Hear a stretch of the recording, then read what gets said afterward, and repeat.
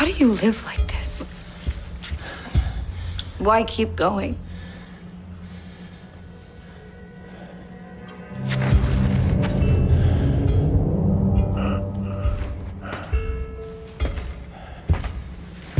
Well, one good question deserves another. Why the fuck am I doing all the work? Now, come on, Vorty. Ass jerky don't make itself.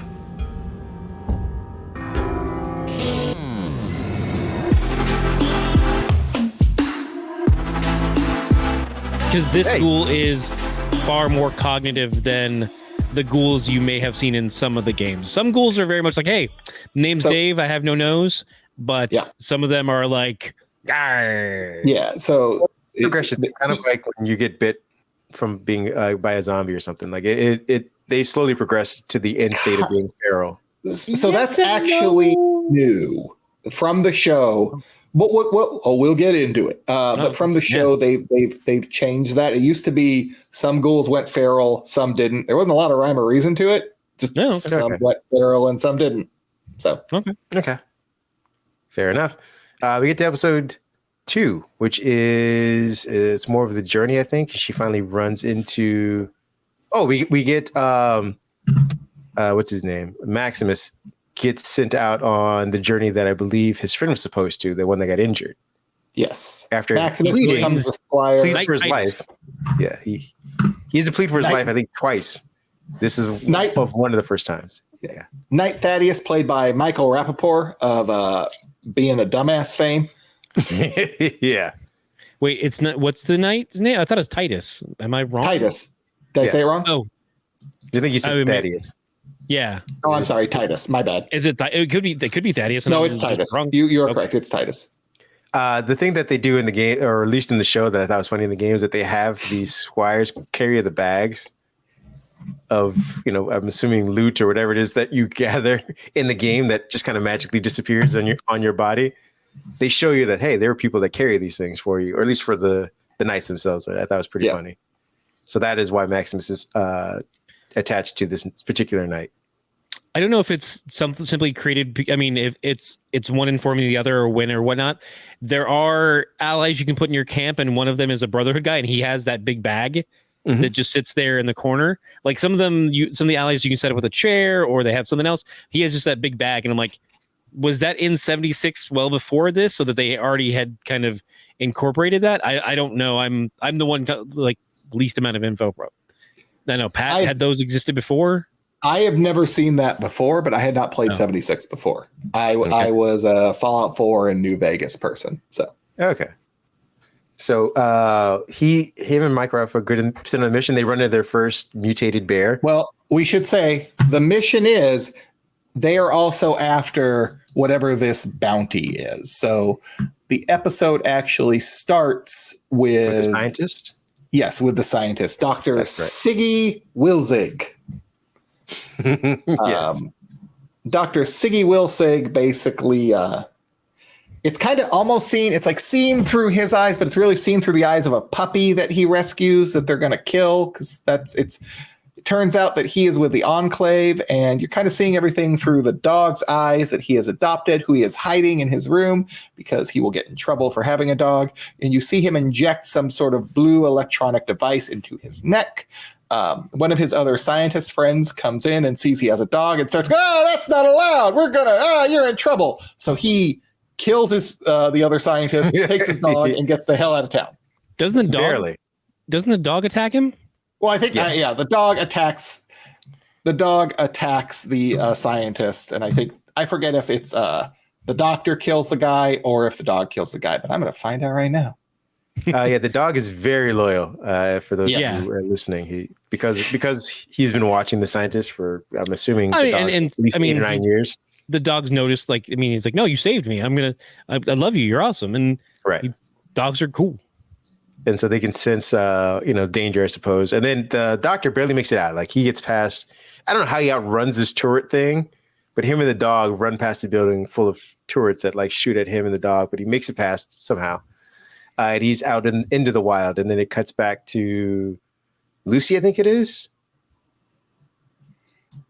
And yes, so it cuts back to Lucy, who is camping out for the night. She's kind of just that's right. getting her first taste of the wasteland, and she is suddenly woken up by the doctor sitting at her campsite, right. who basically knows who she is somehow, kind of like acts like he knows who she is, and tells her, "Ooh, you should go back to the vault.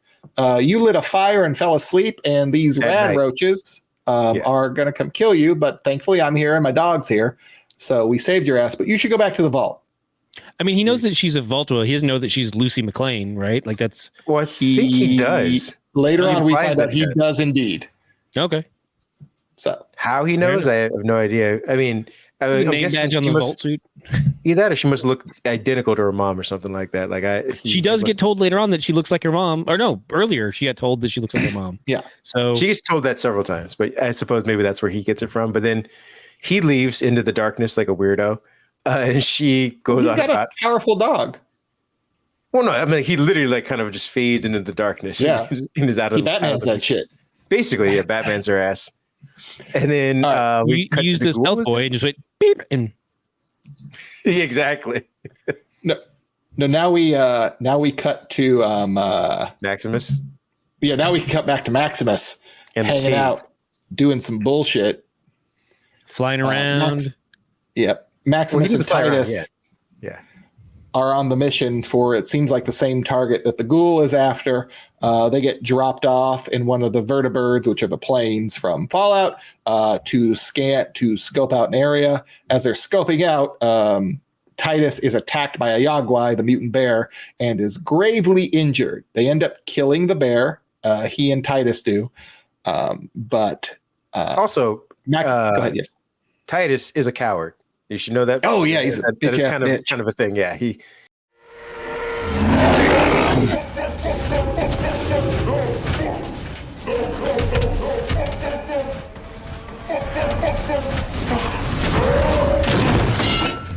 As soon as he gets attacked, he takes off running. It's like, oh shit! So he's in the power suit running away. Yeah, he flees. He's attacked. He's gravely injured. And Maximus is trying to get the medication called a stim pack to save his life. And as he's doing that, Titus takes off his helmet and basically just starts berating him and telling him, hey, they're going to kill you. This is your fault. You did this. And Maximus realizes, well, if I don't give him the stim pack, he's going to die. So he just kind of sits down. Yeah. He's not giving a compelling argument for like, you should really help me. It's like, wait, what? So I help you, then they kill me? But this is also like a bad plan. But this is also part of him not buying fully into the Brotherhood. If you are a convert to the Brotherhood, you would like, oh, this is my knight. I have to save him. Instead, he goes, I could get that armor though. So to that point, though, I think we explained, or I was trying to say, at the very beginning or at the end of last episode, I forget where it happens. He has to plead for his life before he even gets sent on this mission again. When they accuse him of trying to sabotage his friend. True. Who I think had their Achilles cut or something. They had a leg injury of some sort. Yeah, someone put razor blades in their boot, and so it's pretty bad.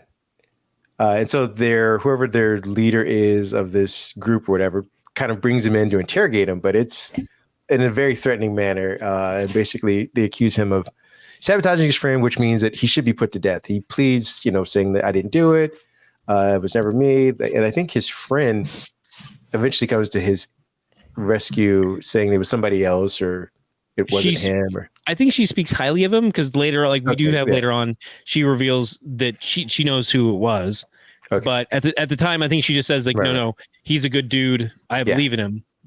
And that's what saves his life in that moment. So, I mean, I said all that to say to Pat's point, like he doesn't buy in on it because he had to beg to do this part. And now he's being threatened. His life's being threatened once again. And he was treated like he didn't really do too. Yeah. He had his ass beat. They threatened his by life. Fucking Cheyenne's husband from Superstore. I can't believe his ass has made it through the apocalypse. He's just like giving the bam, bam, bam. I'm like, fuck, you got to be kidding me. This guy makes it through this. We'll make it very long, but I can see why he doesn't buy in on that. And also, Titus should have waited until after getting the med pack. You don't really berate someone who's bringing you help. Wait until after you're healed. But it's Michael Rappaport, not a bright guy.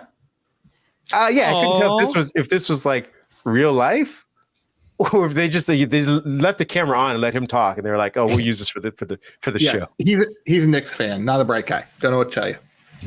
Come at me, Mike. I don't care. Fuck you, Michael Rappaport. I'm right there with you. Yeah, But he was in Hitch and Metro. okay. I only remember as a neo-Nazi from Higher Learning. That was my. That's how I know him.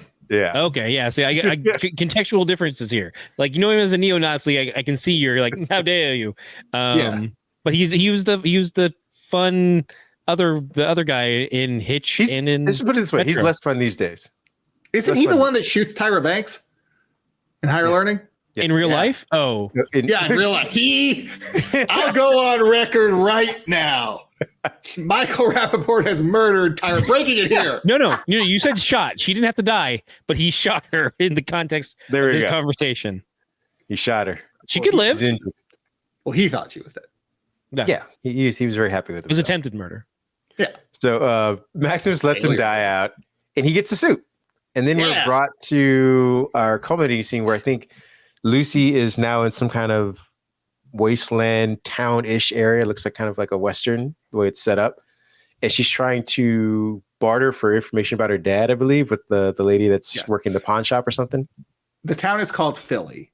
It's a human settlement. She goes in. She's a little surprised that there are like human towns because she's been told in the vault that when the radiation clears, the vault dwellers will come and resettle society. Yeah. Well, she also has been walking through the desert for a day or so as well. Yeah. Like the first person she ran into was the scientist, but she'd been walking for a minute, not. And she's going from like Santa Monica to the Valley is how far she's walked so far. Yes. But there's nothing around. It looks much further. No. So she's in the little settlement called Philly, and yes, she is trying to bargain for information on her dad. When they figure out she's a vault dweller, they kind of tell her to go fuck herself. I think is pretty much they're annoying. Yeah, like, oh, you vault dwellers don't know what you're talking about. And as that's happening, another person comes in. Turns out it is the scientist, and he has a deal going on with the person that Lucy's trying to barter with. He needs transport to get him. Yeah, he needs transport to get to someone named Moldaver. I'm never going to say it right. Moldaver. Because it's Moldaver. Dave, like Dave. Yeah, Moldaver. Moldave Coulier. There you go. Hey, cut it out. And that's when we get Walter Goggins showing up just in the nick of time to ruin everything. Here comes the ghoul. But with a lot of swagger, by the way. Yeah, just walking around. He's got 200 years of swagger to swag plus. He does. So it's fair.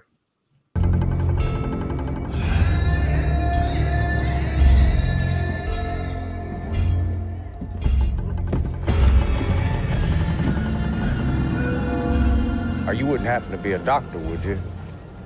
Because I happen to be looking for one. You know your kind ain't welcome here. Well, maybe not. But I'm going to make myself welcome. Yes. So he shows up with his sawed-off shotgun-ish kind of weapon. I don't know what it is. Because it turns out this scientist is the one that is on the bounty and is the one that the Brotherhood is looking for.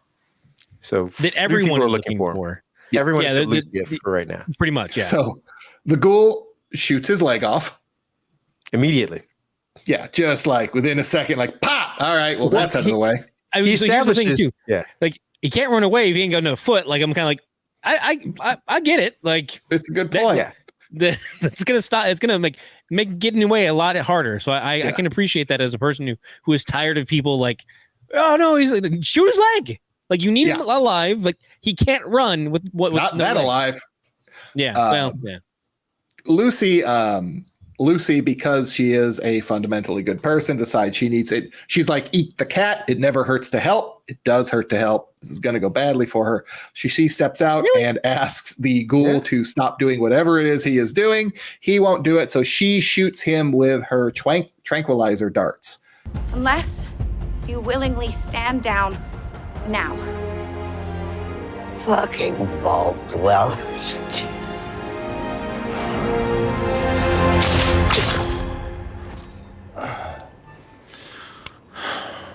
Well, now that is a very small drop in a very, very large bucket of drugs. And I believe his line is, that is a small drop in a very large ocean of drugs and narcotics.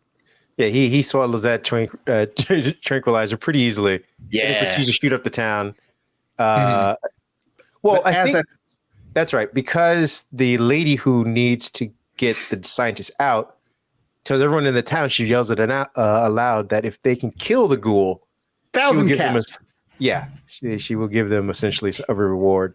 So all of the would-be bounty hunters start coming out of the woodwork to attack the ghoul. Spoiler alert, doesn't go well. No. But at that point, our buddy Maximus, who has let Knight Titus die, now has himself has a sweet suit of power armor. But he doesn't know how to use it. So again, he comes crashing in.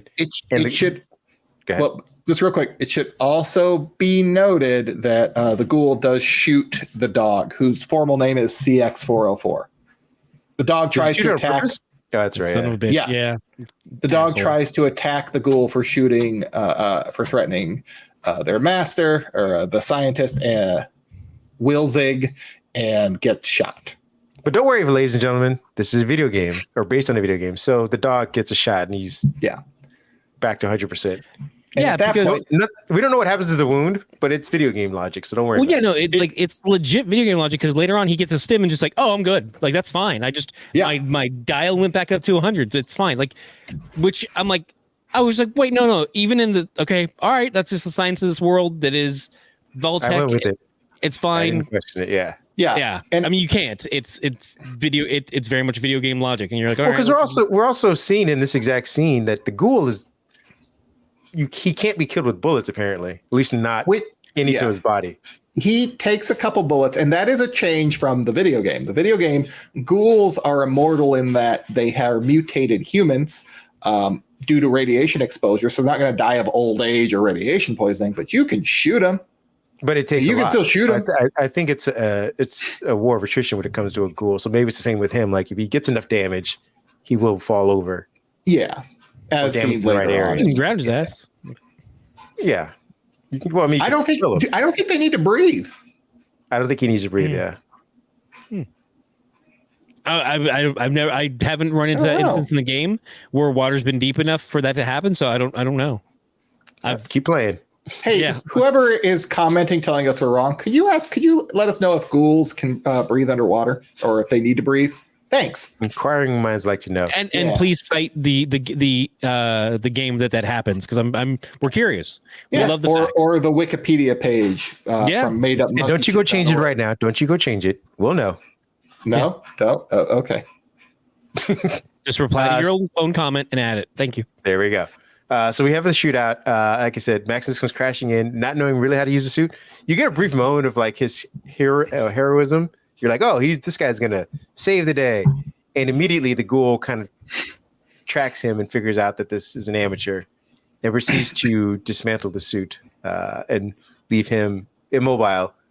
Yeah. And Lucy and I believe the scientist, during the commotion between Maximus and the ghoul, make out the back door. So it turns out the junk lady that was paid to get the scientist safe passage basically tasked Lucy with taking him to Moldaver, because that is the only way she will get answers about her father.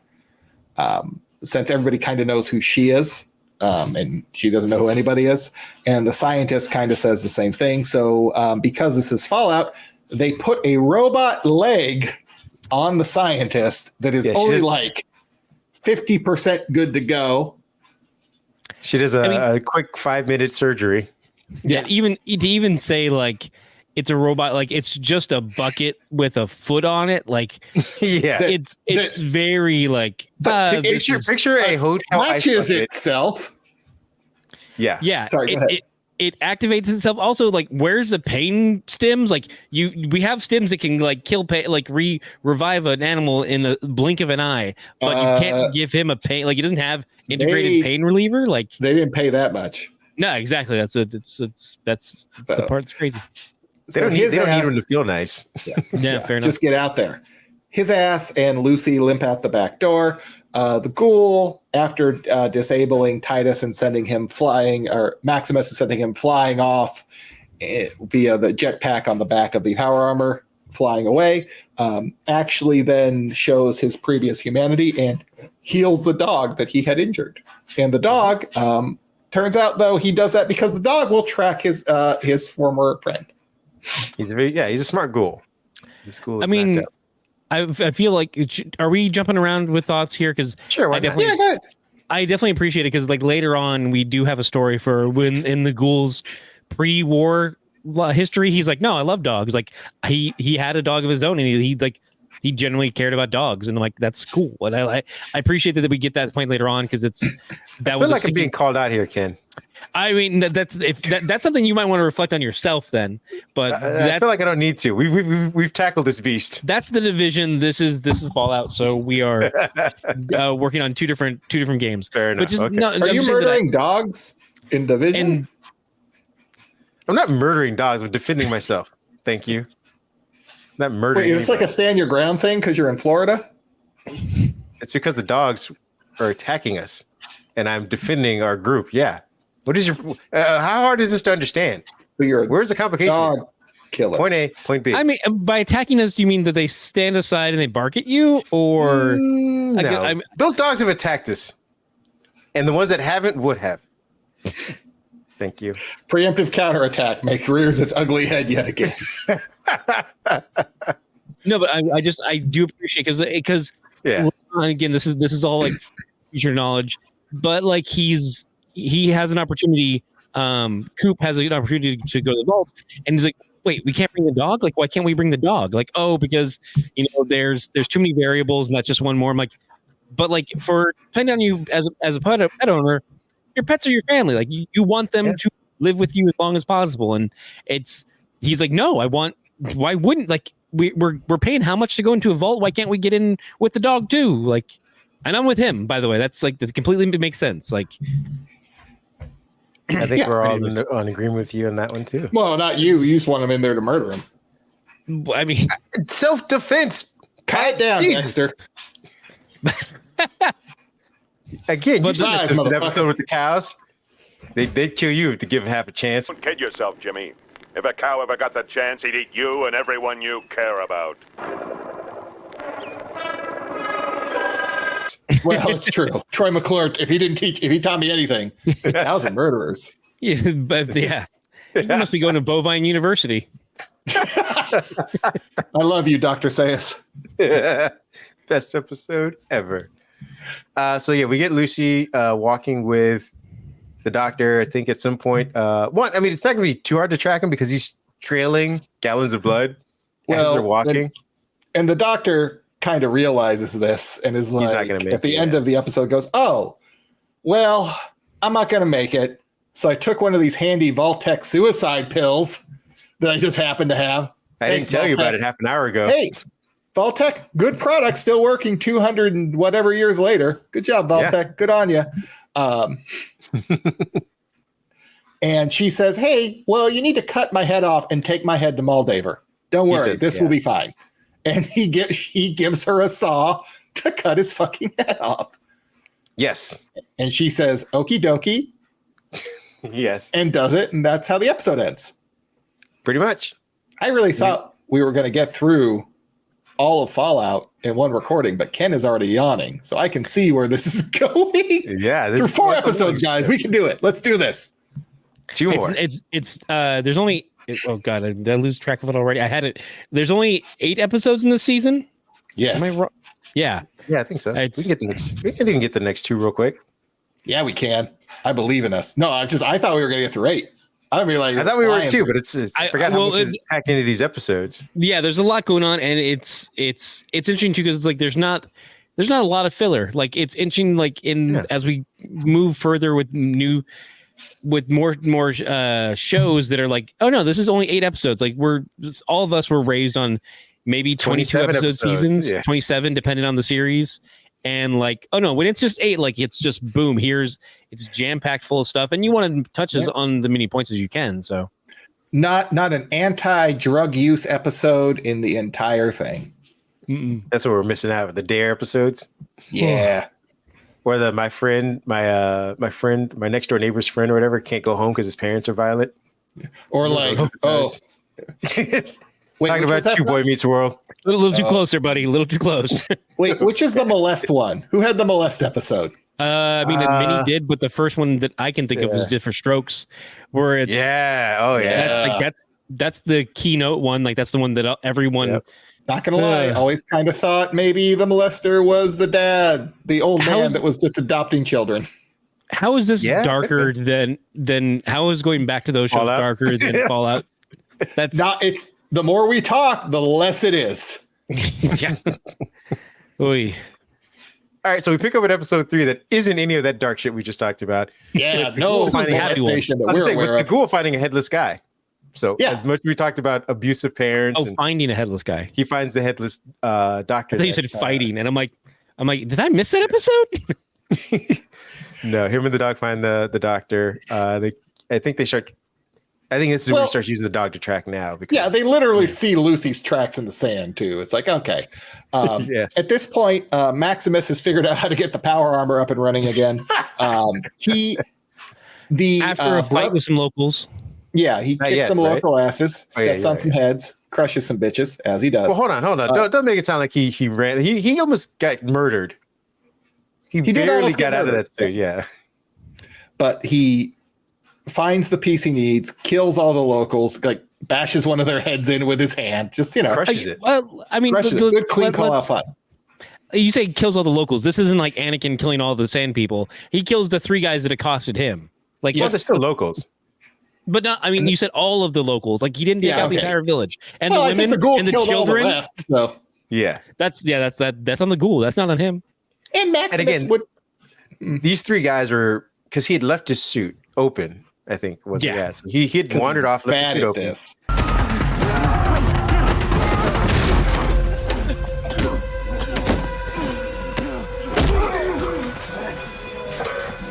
Finders keepers, me lord.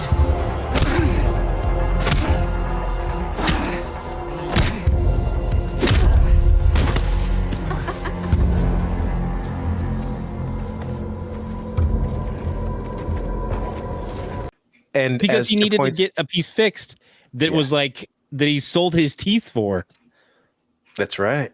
He ends up going to the lady, right? Like the same lady who got Lucy and the doctor out. No. He goes to somebody else in town. He goes to another workshop. One of his teeth to get. He doesn't go to her. No. Okay. All right, fair enough. He goes to somebody else. I could have swore it was her, but he goes to somebody else. Sells enough to get the part that he needs for the suit, but because he had to leave the suit's left open. When he comes back, there were 3 gentlemen that are kind of picking through it or trying to figure out a way to move it because they can probably either sell it or use it. And he tries to get it back, and they beat the shit out of him. And then he powers up. He does the wrestling move where he stomps his foot and uses his last bit of energy. I put it around. The point. There we go. Shakes his finger and shakes his head, and he leg drops switch. Yeah. Oh, so good. Over the top. You look like what's the name from Limp Bizkit when you do that? Oh God. How dare you? I didn't come here to be insulted, hey guys, okay? Let's just keep rolling along, all right? What? Come on. Yeah, I know y'all be loving this shit right here. And that's basically how he survives this attack is because I think one of them lifts him up high enough that he can shift his arm into his suit's arm. Yeah, and he crushes the dude's head. Which shocks the other guys, and then he manages to kill the other 2 guys. Or kills one of them and the other guy runs off, I think it was it. He gets the main little Weasley dude, and that's the biggest important thing. Yeah. Well, when that happens, then the Brotherhood calls and says, hey, you haven't reported in. Everything okay? Well, because they're expecting to talk to Titus. By the way, Maximus freaks out and tells him, my squire's dead. And he's like, oh, we'll give you a new one. No worries at all. So that's a problem for Maximus. Later on. So he has to kind of hide in the suit a little bit. And it's I was gonna say, sorry to interrupt.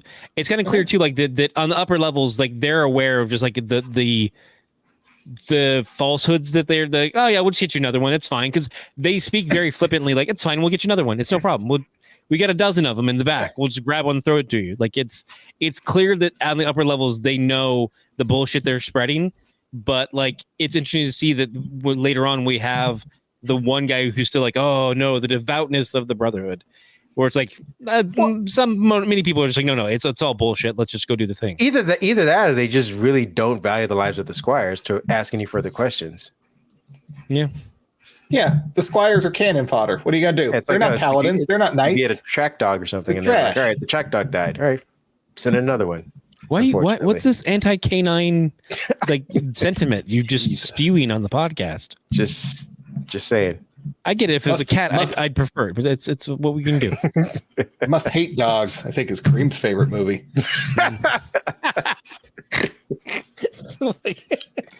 Best joke I'll tell all year. That was a good one. Maximus, it turns out that Maximus's new / Titus's new squire is none other than, what's his name? The guy that's whooping his ass. Bullying him earlier. Yeah. You said it's the guy from what you call it, right? Yeah, he's the guy from Superstore. Thaddeus. That's what I know him as. Yeah. He's the guy. Okay, so he's Thaddeus. Okay. Yeah, Titus. Yes, is his new squire. So that, hijinks are going to ensue there. Meanwhile, Lucy is continuing to travel along, not knowing the ghoul is hot on her tail. Excuse me. Not knowing the ghoul is hot on her tail, Lucy ends up near a body of water where she finds out there's a big monster in there. Yeah. Giant. Yeah. Called a gulper, who actually swallows the head of the Dr. Wilzig. Yes. Yes. And the ghoul catches up to her at that exact moment and basically overpowers her and uses her as bait. Yeah. And at this point, he has, oh no, the dog's still there. Okay. Yeah. Uses her as bait to get the gulper. Yeah. So he literally hangs her over the body of water, drops her in every now and then to kind of tease the water. The gulper eventually comes out of the water to grab her. And they have a little battle, and she can pull. She ends up pulling the head out, right? No. She grabs. Sorry, go ahead, Ken. I was gonna say, just because I know that later on it's Thaddeus and and Maximus to get the head, and that's and also like the horror, like that, like the part. This is the part in the show that like hit me in the grossness is you see like that the gulpers, like I thought they were like little tentacles or like whatever feelers you want to say, that they're pulling their fingers, like human fingers. Yeah, that was well, because they're like moving, and then that's how they like pull in. It's body horror. Not for me. I was roast the fuck out. So so wait, how does she get out of the situation again? I think that she bites his like. Yeah, I don't remember. She gets herself free, doesn't she? Somehow. She grabs the ghoul's bag. Oh, and breaks some of his. When she hits the gulper with the bag, breaking his vials that he needs, and after the thing goes away, he's like, damn it, you broke my thing. I might as well just trade you in to get more of my medicine, because my medicine is more important to me than your life and your mission and all that other bullshit. Like that's the highest priority is my medicine. Yeah. So at that point, he basically says, okay, you're coming with me, Lucy. Doggy, you stay here. CX404 leaves the dog and takes Lucy off to parts unknown. We'll know them in a few minutes when we talk about episode 4. Okay, right now we got to talk about though, because she's gonna be missing a finger after this scene. I forget who instigates. No, that's in the next episode. No, it's this one. Is it 3? I thought it was 4. Yeah, I think she bites his finger and he cuts hers off. It is like an eye for an eye kind of thing. Yeah, but that's before they get to the medical place. Yeah, it's next episode. Spoiler alert. Is it? Yeah, it's fine. Okay. It happens. I thought it was on the dock there. No. It happens on the road to the place. Yeah, because she tries to get away, and he makes her drink horrible water. It's a whole thing. We'll get to it. You're right. Let's get into it. But before all that happens, we go back to Vault 33, where it turns out Norm, Lucy's brother, has been assigned to basically feed all of the prisoners, the raiders that they had captured that had been trying to kill them, and they are keeping them prisoners. And Norm asks if they can be killed in front of the whole group, and the interim overseers, including Betty, The council. the council, kind of tell him that is not okay, and Betty basically says, "Oh, Norm's joking. He's not serious," and she has to have a conversation with him about like his words carry weight and have meaning. Well, beyond that, we also have to mention that he's wandered further into the vault with his cousin now at this point to see that. Yeah. When they first opened the vault, unlike their vault, which was thriving, the vault that they go into is a desolate area, like where there should have been farm and acres of food and things like that. There were wheat and stuff. It's just dust and barren. So they go further into the vault to find out to see dead bodies and what looked like a violent overtaking. Yeah, and that's go ahead. Good. That's the next episode. Yeah, Norm. That's also the next episode. Yeah, Norm is curious as to what's going on and ends up sneaking in. What happens in episode 3 is, at this point, the Maximus / Titus and Thaddeus are also on the trail of Lucy and end up at the Gulper, the lake where the Gulper is, and they actually do get the head from the Gulper. Yes. Oh, I was going to say, go ahead. Yeah, let's say someone loses his boot inside the Gulper too. Like, yes, isn't that? Oh no. Maybe Lucy loses her boot. I just remember Lucy loses her boot. Lucy loses the boot. Gulper, yeah. And like, yeah, because she has to walk barefoot for quite a while. There you go. But I was going to say, back to the vault. The reason why he goes further in the vault is because as he goes each day feeding these raiders, he eventually starts asking them questions, and he finds out that they have no idea what happened before they raided that vault as well. Like so there's been things that have been off. It wasn't like they were all dead when exactly. The raiders say everybody was dead in Vault 32 when they got there. Right, which makes him wonder what the hell happened before they even got there, which is why him and his cousin go in further. Oh, his cousin also at this point I think is starting to get closer to, I forget who this lady is, the pregnant lady. Stephanie? Is it Stephanie? I don't know what her name is. Yes, it's Stephanie. Stephanie Harper. Mm-hmm. The character's name is Stephanie Harper. Yeah. Okay. Her husband was killed during the Raider attack, and Stephanie is just trying to take Norm and Lucy's cousin Chet and make him into her husband. Like she's putting him in his clothes, which are way too small for him. Yes, way too small. Just kind of like. Because something we note too is like she was one of the ones that were kept separate when Moldaver had captured them, because as we kind of can find out, like, oh, a couple of these people were from Vault 31, Stephanie and Betty and John McLean, Hank McLean. Was Stephanie from Vault 31? Yeah. Yeah. When So you're introduced to her, and she's kind of off as a character to begin with. There's something a little bit off about her. She's very Stepford wife-ish to begin with already. So if you're a viewer, maybe you don't take it the same way as I did, but you're already kind of questioning her in general. She seems detached, a little aloof, but kind of weird. And then as the show goes on, you find out she is also from a transfer over, I guess, from the other vaults. Is it episode 3 or 4? I think it's sometime in episode 4 where Chet and Stephanie are getting hot and heavy. I think it's 3. I want to say it's 3. There's some hand stuff going on, and then her water breaks. Yeah, correct. Yeah, and at some point, Norm comes up and says, "Hey, you want to get out of here?" And Chet is watching her in labor and goes like, "Yeah, I need to go." And that's why Chet accompanies Norm into Vault 32. Yeah, and then I think we're left at the end of that. What are we left with at the end of that episode? Not much else. Episode 3 with a flashback. Sorry, go ahead, Ken. Oh, I say probably something them discovering like, oh, hey, the vault, the members were long dead before we got here. And like there's very, Fallout post-apocalyptic, like scrawling on the wall, like it was all a lie. Like there's hints to that they knew what had happened before. With the scribbling. Yeah. But I want to say to Pat's point, I think we've left out of episode 2 and 3 so far is that we've been flashing back to the ghoul in different parts of his life, different time. In episode 3, yeah. Go ahead. No, in episode 2, we get to find out, when he first meets his wife, or not first meet, but we get introduced to his wife initially in episode 2. And we know him as the more successful actor before he became, the party favor later on in life. His daughter's there, so it's not too far removed from when the bombs first dropped. Age-wise, like she's around the same age-ish or whatever. So we know whatever's going to happen is going to happen in the flashback within a couple years span. But he's on the lot, and you find out he's kind of a big deal, and his wife is a big deal in a different regard.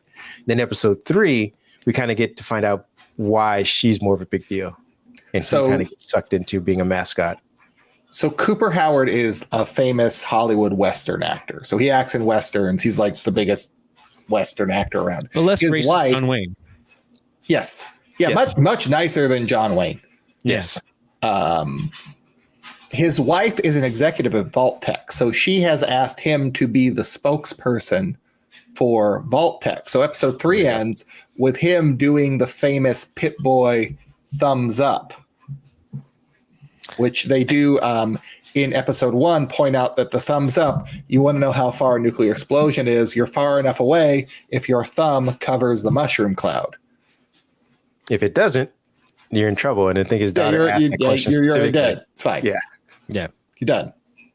So, so that's how we kind of end that whole thing. And then we get into episode 4. And we'll finish this one for everybody. Episode 4, The Ghouls. All right, Pat, lead us off. Well, we already talked about Vault 33. Chet needs to get away, so Norm and Chet go through Vault 32, and they see everybody's dead, and it's like, oh, scrawled on the walls, it was a lie. And they've been dead for a while. Yeah, like this is not, like they're skeletons, not fresh meat, as it were. And Norm finds out that someone who let people in, they got into the Vault 32 using his mother's Pit Boy. So that cliffhanger thing. Ooh. Yeah. We then go back to the ghoul, who Ghoul encounters his. Go ahead. No. I'm just saying, Ghoul and Lucy, they're together now. Ghoul and Lucy, and they encounter the ghoul's friends Roger, who is another ghoul, and he is going feral. He is actively going feral. He's trying to fight against it, and he is asking for some sort of medicine that will help him not go feral. And as they're talking, they start reminiscing about the past pre-war. And as they're talking about food and things they enjoyed, when he's distracted, the ghoul shoots his friend Roger in the head. And shocking the shit out of Lucy. Yeah, shocking Lucy. And they start cutting meat off of him and taking his possessions.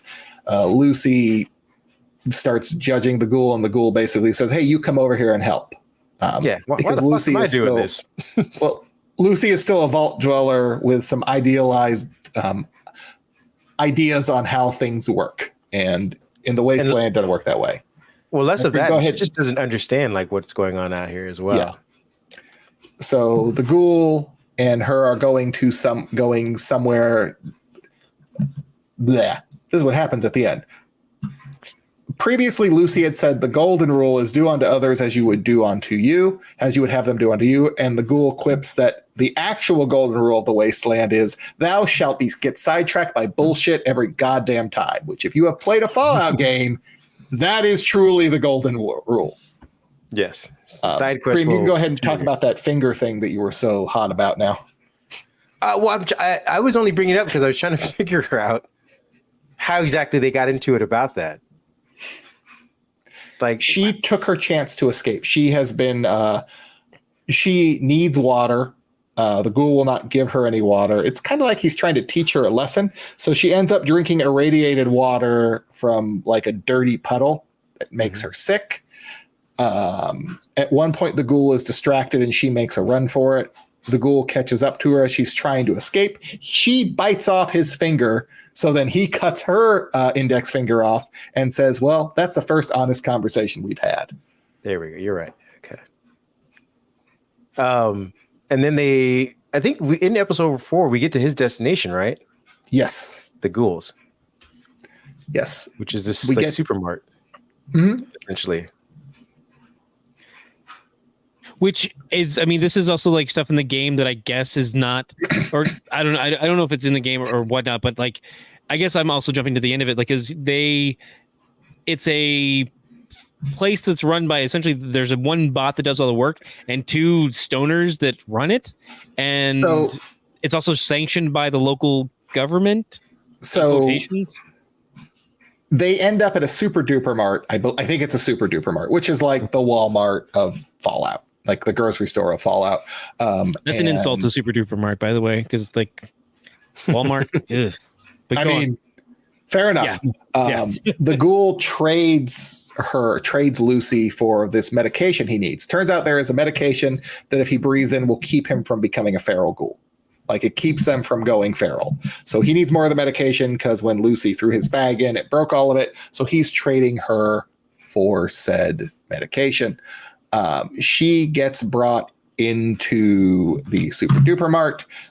As she is sitting there, she is actually first meets up with a robot named Stall.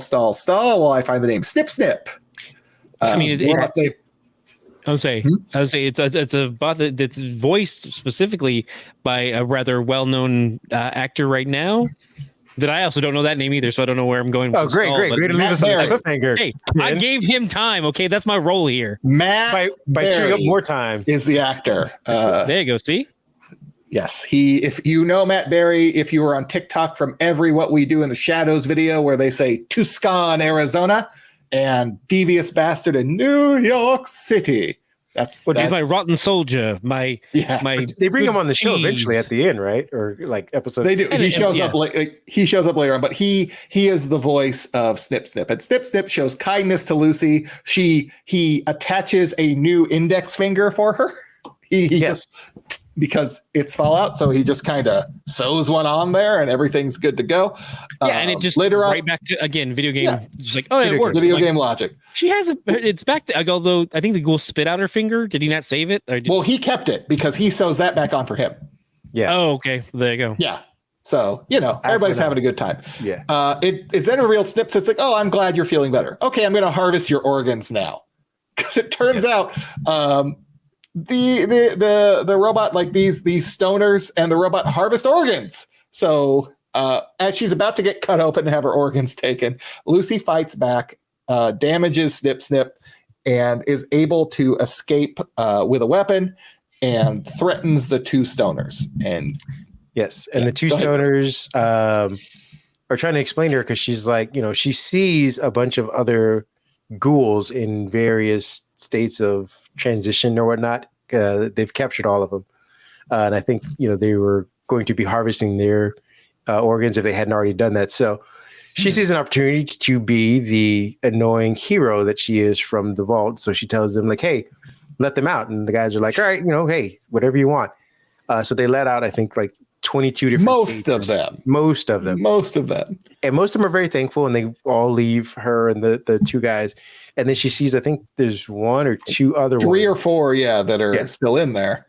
And then she says, let them out. And they're trying to explain to her, like, no, we don't. And she, kind of threatens them some more. And they finally let the other ones out. And you find out, within a few minutes that, the reason why they didn't want to let them out is because those ones are feral. Yeah. And they They're immediately going. Yeah. Yeah. Sorry, go ahead. No, you're right. They're going feral, if not already. Yeah. They start tearing up shit. Yeah. One of them is still kind of almost there and is going feral in front of Lucy's eyes. Like 95%. And, and is talking and then going feral. And Lucy's just kind of, please don't. And this is the first person Lucy kills, is this ghoul who's about to go feral. Some of the other ghouls end up killing the two stoners. Everything goes bad. Lucy grabs the chems that the ghoul was looking for. At this point, the And- ghoul is passed out now because he's been out without chems for a while. Yeah. He fell over. So Lucy exits the super duper mart, basically tells the ghoul, hey, you're a piece of shit, but I'm not, and gives him the chems he needs and walks off to go find the head so she can get to Moldaver so she can find her dad. Because once again, to quote, thou shalt get sidetracked by bullshit every goddamn time. Yeah, the ghoul at this point is like a fish out of water. He's barely gasping for whatever life he has left, and he's laying there, and she drops the medicine like right by his mouth, but not enough to help him. He has to kind of basically help himself. I think we leave him there, and then we jump over to Maximus, I think, at this point. Maximus is not in this episode. That would be episode 5. Okay, well then we don't jump over to him. Do we get more of the ghoul's backstory? Because I know that there's not just that main story. There's another thing going on. There is, but it's the second half where we start to get more. Oh, more of his story. Okay, well then I think that's the end of that. So yeah, she leaves him or says, hey, good luck on your own. I think he actually does eventually come to, gets into the Super Duper Mart and finds a cornucopia of drugs. Yeah, all the drugs. He's so happy. He's so happy. Yeah. That's the next episode, though, right? Am I? Yeah. It's fine. We can blur or whatever. We're on our own timelines, folks. This is how we do things. Well, we'll leave it at that though, because that is at least the first half of the show is where she leaves him and then moves on. I would tend to agree that there's a lot of fan service here. The show does a really, really good job of like little Easter eggs everywhere that if you've played the game and you know the Fallout universe, they all pop up. Plot-wise, it's a little wonky. It kind of like just kind of keeps hurtling forward, whether there's some logical leaps, but very entertaining, I would say. I'd mentioned this to someone else I'd recommended the show to. I was not a avid or huge Fallout gamer. I had played Vegas a little bit. I played more of the Wasteland series. But going into the show, I was saying that not that you necessarily need to suspend disbelief because they follow their own universe's rules for whatever is going on in it. But I don't think you need to necessarily have a full backstory on any of this. And I think they do a good job of interlacing some of what you need to know through the ghoul, as far as like, hey, how did this kind of start? They kind of breadcrumb that out to you throughout the show. Lucy's character is kind of your present day eyesight, and then all there's all the other characters in the world around it. But I would like to say that if you're thinking about watching the show and you're like, well, I never played the game, and is it like the Marvel universe where I need to have watched this or played this or know this? I don't think you do. I think if you take the show as is and to the wonkiness of like, hey, a dog can get shot and you inject it with a needle and it's right back up and you don't question where the wound goes. If you can take that ride, I think you're going to have a really good time with this show. And if you want to play the game afterwards, I think it inspired sales of that game from Bethesda Softworks or whatnot. Like there was a spike in people wanting to play 4 and 76 after the show came out. It's worth noting, though, too, they also gave away as part of cross promotion between Game Pass and also Amazon Prime connected with Twitch. You can get free copies of the game, too. So like they were like, hey, have a free copy and come join the game because they know that you're going to spend money on atoms and potentially an expansion. But also like that just gets you more invested in the world, which is a smart move. It's really good. And I don't know which one came first. Was it the promotion or was the reviews of the game? Because I feel like the reviews of the game led them to be like, oh, people like this. Let's give them. Oh, no, it definitely wasn't. It definitely wasn't the reviews of 76 because people hated 76 to start. No, I'm saying reviews of the show that they were like, push out 76. Like, let that be the free one we get. Oh, like reinvigorate it, you mean? Yeah. I believe probably that's called synergy, Kareem. You sound like Vault Tech, but yes, you're absolutely correct. What? Nothing. Come on. What's going on? Well, to your point, Ken, like, 76 came out and it was kind of like Cyberpunk where it was like trash on arrival. And they've worked it, massaged it over the last, was it 3 years now? 3 or 4. I heard it's like it's supposed to be pretty. Maybe 5. Pre-pandemic. Right before the pandemic. Yeah. But either way, like it's a worthwhile. 2018. Jesus. Way before the pandemic. God bless it. This was on the Xbox One and the PlayStation 4.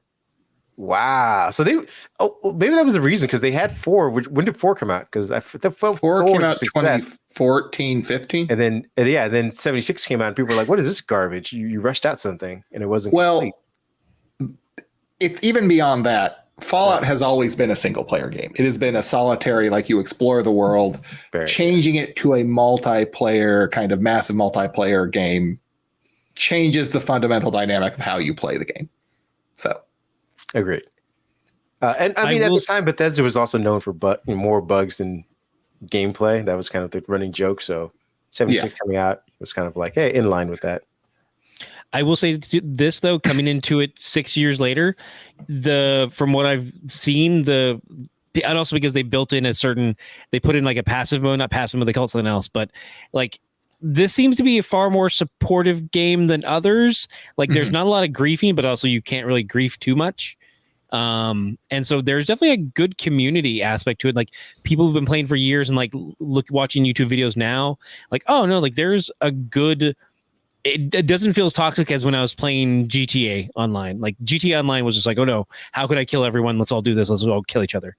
And this is not that vibe. Like people tend to help and like, oh hey, here, have some armor. Drop this for you. Have a weapon. You might use this. I wonder if it has to do with if I had to guess, the scarcity and in distance between people. That the interactions are more valued. Because again, if you're in Grand Theft Auto and I walk out of my apartment and there's 13 people right in front of me, I can kill all 13 of them and 16 more right down the corner. It's like, all right, I don't value any interaction with you. If I don't see you, if I'm walking around and I don't see another person for 5 or 10 minutes, then the likelihood of me wanting to murder them and not see another person for another makes the game more boring for me, and personally speaking. I think GTA lends itself to more violence and interpersonal than this does. Like this has more environmental stuff you can fight. Also, I think it's around the same amount of players per map, but maybe it's because it's a bigger map. For GTA, I think GTA is more dense. I was gonna say because the thing is, because there is that PvP aspect. There's 15 people outside of your apartment because they saw you log in and everyone drove over to your apartment. So all 15 of them can kill you. And then when someone else signs on, the 16 of you go to the other person's house to go kill them. And it's because that's kind of the vibe of GTA as opposed to maybe again, this is coming to it 6 years after release or, close to 5 years after release. It's very much more like, oh no, it seems more supportive, but it's because there is because there's in GTA, it's you versus the other players for the majority of that game online. There's not a lot of like, hey, let's all of us go fight the rad roaches and the Mirelurks and things like that. Like there's not a lot of PvE. It's just there to fight other people. Okay. For the most part, eventually you could do heists, but I mean, you could do before they introduced heist into the online aspect. It was just like there's some races, and then there was some just straight up versus stuff. There wasn't a lot of like environmental stuff you could do in the world that was super engaging. That's the way I felt, at least. Okay. Ken, I think you really did hit the nail on the head as well. Is that the environment of Fallout is trying to kill you so much, you don't have as much time to go kill other players. Like, oh no, I'm too busy trying. Like there are scorched and ghouls and Mirelurk queens and all sorts of trash trying to get me. I got killed by an alien the other day. Dick move alien. Stuff. Yeah, like they introduce event stuff. So it's like in the middle of GTA, if they had events like, oh yeah, there's gonna be a little alien, like aliens are gonna land and attack this area, like that'd put you and that make you and your other humans band together to kill those aliens. That doesn't happen in GTA. But they have those events. I had one I was wandering along and it's like, oh, you're in an event area, setting off a flare. I sent off a flare and a bunch of Scorched attacked me. I'm like, oh, okay. Well, I'm now defending this base area, this place versus Scorched. And then I defeated them all, and one guy showed up for the care package. Like, oh, hey, didn't we do great? I'm like, you weren't here for any of this. But since I don't have to fight him for loot, it didn't matter. Yeah. But no, I guess that makes the difference in it. Yeah. With that being said, I still recommend the show. And again, I don't think you need to play or have listened to the last 10 minutes of us talk about the game in order to get something from the show. I think the actors are great in it. What plot that there is, I think they do well explaining that plot. Again, if it's not to your liking, I understand. Like, hey, you might want more questions answered. You want more things exposed or in depth follow through. I get that, but at least the base plot is going. It does well. And then again, like I said, you just have really good actors in a lot of these roles.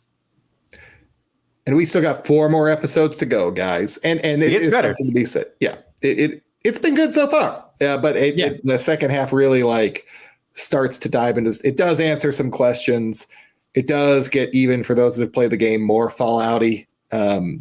Stuff gets weirder, which is always a good sign. You get a Fred Armisen cameo. We do. We get a Fred Armisen cameo. A John Daly cameo. Yeah, there you go. So, yeah, we'll be back. Stay tuned. Yeah, we'll be back with some more. Yeah. Fallout. War changes a little bit occasionally, but not a lot. The profiteering doesn't. Profiteering always stays the same. Sweet cheddar. Good night, everybody. Good night, everybody. Dun, dun, dun, dun, dun.